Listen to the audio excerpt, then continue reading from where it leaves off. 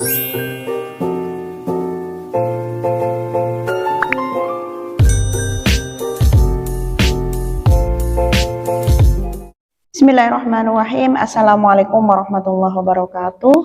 Halo teman-teman semuanya, gimana kabar kalian hari ini? Semoga kita semuanya selalu dalam lindungan Allah, menjalankan semua aktivitas dengan sebaik mungkin, dan tak lupa untuk selalu membaca sholawat beserta amalan ibadah yang lainnya.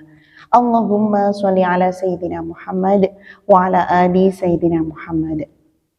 Di video kali ini saya akan berbagi cerita pengalaman dari keajaiban penggabungan dua hal. Yang pertama adalah membaca sholawat, yang kedua adalah membaca surat Waqiah Yasin 40 hari yang terkenal dengan nama Riyadhah WY40H. Bagi teman-teman semuanya yang baru menemukan channel saya ini, silahkan tekan klik subscribe dulu agar nanti bisa mendapatkan cerita atau informasi yang terbaru dari saya. Dan bagi teman-teman semuanya yang ingin berbagi cerita, kisah nyata tentang keajaiban apapun, baik itu dari keajaiban membaca sholawat ataupun membaca surat Waqiah, Yasin, surat Muluk, surat Ar-Rahman, atau keajaiban yang lainnya, kalian bisa menghubungi pada nomor WA saya atau kalian bisa mend-DM pada IG saya, Miss Aini Berbagi. Seperti yang sudah kita ketahui bersama bahwasanya di dalam Al-Quran surat Al-Ahzab ayat 56, di situ Allah berfirman, A'udzubillahi minasyaitonirrajim, Bismillahirrahmanirrahim. Innallaha wa malaikatahu yusholluna 'alan nabi ya ayyuhalladzina amanu shollu 'alaihi wa sallimu taslima. Sesungguhnya Allah beserta malaikatnya membaca sholawat kepada Nabi Muhammad SAW. Ya ayyuhalladzina amanu, wahai orang-orang yang beriman, shollu alaihi wasallimu taslima. Ucapkanlah sholawat dan juga berikanlah salam penghormatan kepada beliau. Dari surat Al-Quran tersebut kita tahu bahwasanya Allah beserta malaikatnya membaca sholawat kepada baginda Nabi Muhammad SAW. Sedangkan kita selaku hambanya, maka sudah sepantasnya, sudah sewajarnya bagi kita semuanya untuk selalu membaca sholawat kepada beliau baginda Nabi Muhammad SAW. Nah, di video kali ini saya akan membagikan kisah nyata dari keajaiban penggabungan dua hal. Yang pertama adalah membaca sholawat, kemudian yang kedua digabungkan dengan membaca surat Waqiah Yasin selama 40 hari. Dan tentunya ketika kita itu menggabungkan beberapa amalan ibadah, ini nanti insya Allah untuk amalan ibadah tersebut atau faidah atau pahala yang kita dapatkan itu adalah jauh lebih banyak dibandingkan kita mengamalkan dari satu hal. Tapi itu terserah bagi kita semuanya, yang penting kita selalu berusaha untuk meningkatkan amalan ibadah.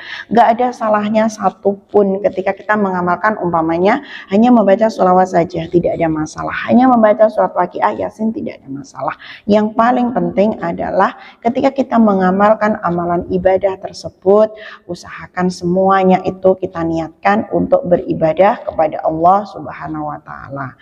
Walaupun di nanti kita mendapatkan bonus ataupun kita mendapatkan suatu hajat kita yang tercapai ataupun keinginan kita itu terkabul, itu adalah bonus dari Allah Subhanahu wa Ta'ala. Yang terpenting kita selaku hambanya untuk selalu beribadah, meningkatkan amalan ibadah, dan itu kita khususkan untuk beribadah kepada Allah Subhanahu wa Ta'ala. Insya Allah ketika Allah itu meridhoi, ketika Allah itu sudah ridho atas apa yang kita lakukan, apapun hajat yang kita minta, insya Allah itu akan menjadi terijabah atau dikabulkan oleh Allah Subhanahu wa Ta'ala.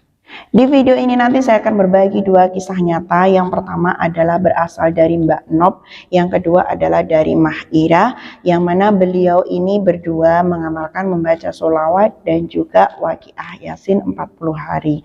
Dan beliau berdua ini mendapatkan keajaiban yang sangat luar biasa melalui amalan tersebut.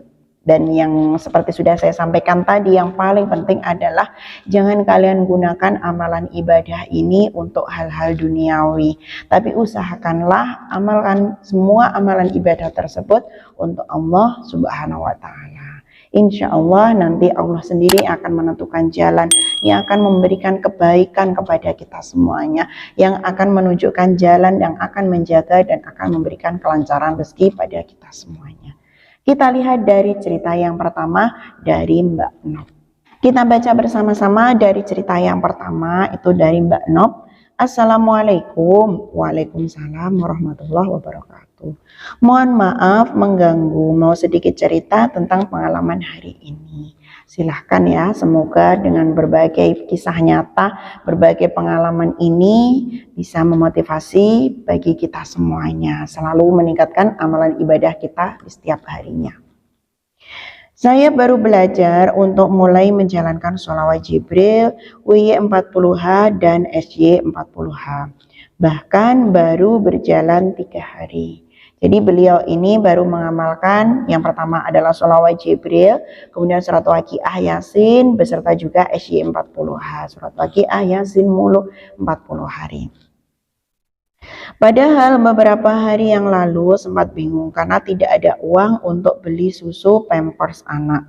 Bahkan dagangan suami pun lagi sepi. Pada waktu itu beliau yang namanya jualan itu belum tentu terusnya laris gitu ya.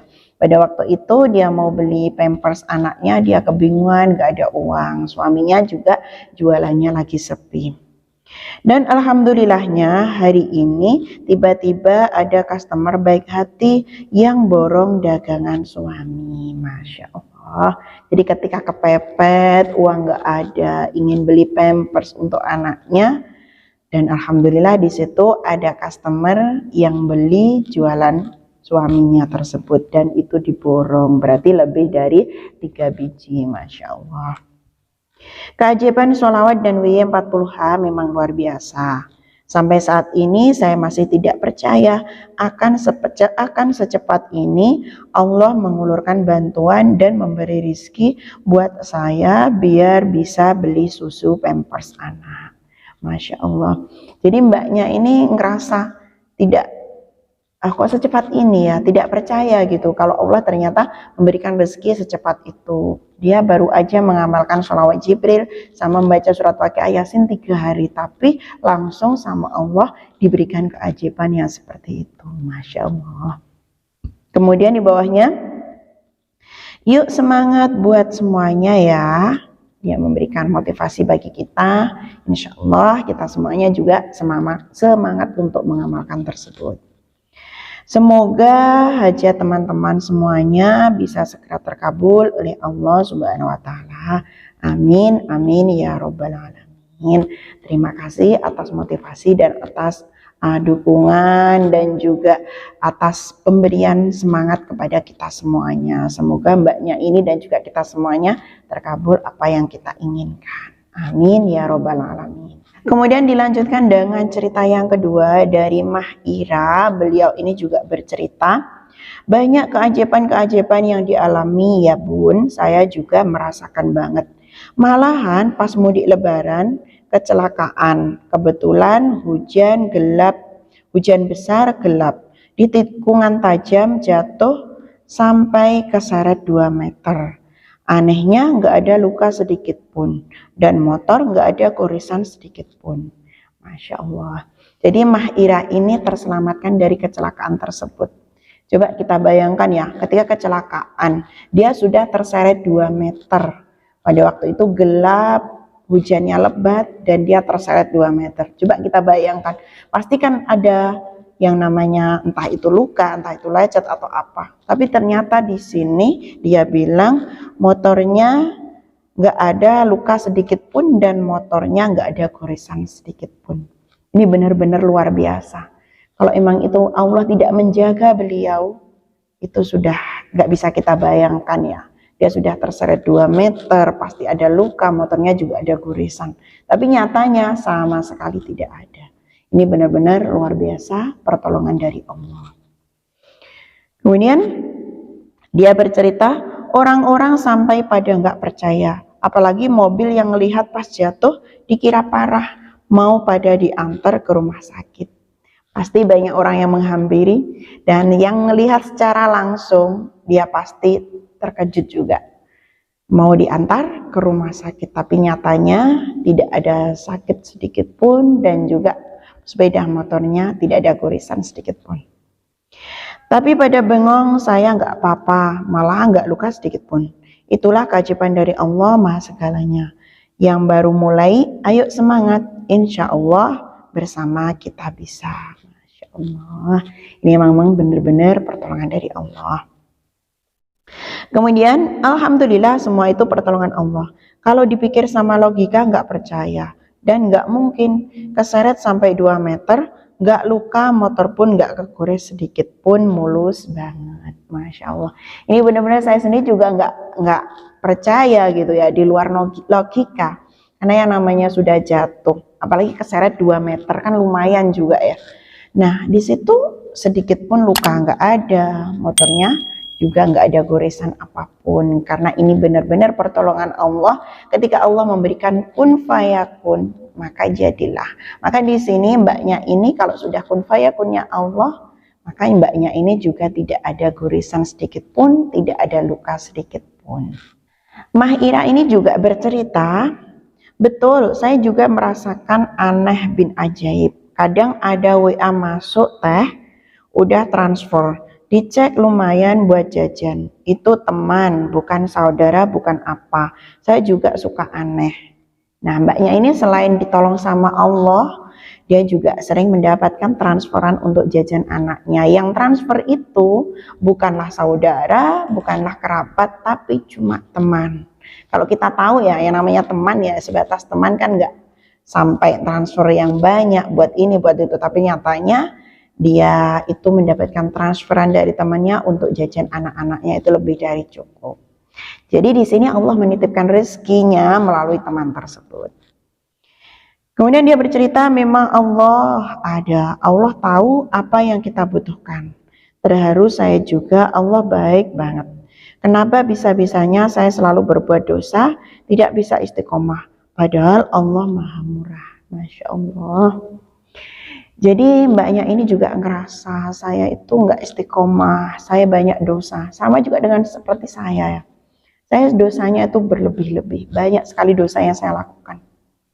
Tapi Allah itu selalu memberikan rahmat kepada kita semuanya. Allah selalu memberikan rahman rahimnya kepada kita. Maka sudah pantas, sudah wajib bagi kita untuk kembali dan juga untuk memberikan balas jasa. Istilahnya kayak kita itu memberikan balas jasa gitu ya. Allah memberikan banyak sekali, padahal Allah nggak minta sepeser pun apapun. Kita hanya berdoa, beribadah untuk beliau aja. Padahal yang kita berikan ke Allah itu jauh lebih besar pertolongan Allah, jauh lebih besar pengembalian dari Allah kepada kita. Masya Allah. Kemudian mbaknya ini kita lanjutkan, mbaknya bercerita, Maha Kaya, kenapa saya minjem sana sini padahal ada Allah. Tinggal deketin Allah, turutin perintahnya, insya Allah apa yang kita minta Allah kasih. Itu nyata kisah saya sendiri. Masya Allah. Mbaknya ini juga menyadari seperti itu. Kadang kita yang belum menyadari ya, kita hanya berusaha gitu aja. Padahal usaha kita sebesar apapun, kalau Allah itu tidak mengizinkan, Allah tidak meridhoi, itu usaha kita juga akan sia-sia. Istilahnya kita udah banting tulang ke sana ke sini. Tapi ketika Allah itu tidak memberikan rezeki, tidak memberikan ridhonya kepada kita, ya usaha kita itu hasilnya juga tidak terlalu banyak. Tapi kebalikannya, ketika Allah itu sudah meridhoi apapun yang kita lakukan, kita sudah dekat sama Allah, kita selalu beribadah kepada Allah, insya Allah apapun yang kita minta Allah kasih. Mbaknya ini juga bilang seperti itu. Kenapa ya saya cari hutangan sana sini, padahal ada Allah. Langsung aja kita minta sama Allah, minta apapun kepada Allah, insya Allah Allah akan mempermudah jalan kita. Mbaknya bilang ini seperti ini, benar-benar luar biasa ya. Di sini yang terakhir mbaknya bilang, Allah nggak diminta aja ngasih, apalagi diminta. Jadi istilahnya apapun itu mintalah sama Allah, jangan minta kepada manusia. Jangan menggantungkan hidup kita kepada manusia, tapi gantungkanlah semua harapan, keinginan itu kepada Allah. Tapi juga jangan lupa ya, saya berdoa aja nggak usah berusaha, saya berdoa aja nggak usah bekerja, jangan seperti itu. Jadi biar dua-duanya itu berjalan beriringan. Dan rezeki bukan cuma materi. Jangan lelah bersolawat dan sedekah subuh. Yakin Allah ngasih segalanya. Amin ya robbal alamin. Semoga apa yang diceritakan mbaknya ini memotivasi khususnya pada diri saya sendiri dan juga pada teman-teman semuanya untuk selalu mengamalkan amalan ibadah tersebut. Dan seperti yang sudah disampaikan sama mbaknya ini tadi, bahwasanya ketika kita itu minta sama Allah dengan sungguh-sungguh, dengan beribadah dengan sungguh-sungguh, insya Allah di situ banyak sekali jalan yang Allah berikan. Allah itu selalu ngasih kepada kita, apalagi kalau kita itu selalu meminta kepada Allah. Ya Allah, minta ini, itu, minta ini, semuanya ucapkanlah seperti itu. Insya Allah nanti Allah juga akan mendengar. Walaupun umpama Allah tidak mengabulkan sekarang, tapi suatu saat nanti Allah pasti akan mengabulkan. Karena Allah itu maha mengetahui mana yang terbaik kepada hambanya. Allah itu tidak memberikan apa yang kita inginkan, tapi Allah itu memberikan apa yang kita butuhkan. Ketika kita itu membutuhkan sesuatu dan ini benar-benar membutuhkan, menurut Allah ini adalah sudah pantas diberikan, insya Allah Allah akan memberikannya. Beda lagi ketika kita itu memiliki keinginan, kita ingin A, B, C, D, tapi keinginan itu menurut Allah itu tidak diperlukan, maka Allah juga belum memberikannya. Maka di sini dari cerita ini nanti, dari cerita ini tadi kita bisa mengambil kesimpulan, kita nggak boleh selalu hanya pada Allah aja. Kita barengi dengan satu, berusaha dengan sekuat tenaga, kemudian berdoa dengan sekuat tenaga, dengan memberikan amalan dan juga melakukan amalan-amalan ibadah keseharian kita, dan nanti setelahnya baru kita kembalikan atau bertawakal kepada Allah Subhanahu wa Ta'ala. Semoga apapun yang kita kerjakan ini mendapatkan ridho dari Allah. Segala permasalahan, segala kesulitan selalu Allah berikan kemudahan dan mendapatkan pertolongan dari Allah Subhanahu wa Ta'ala. Wa akhiran, wassalamualaikum warahmatullahi wabarakatuh.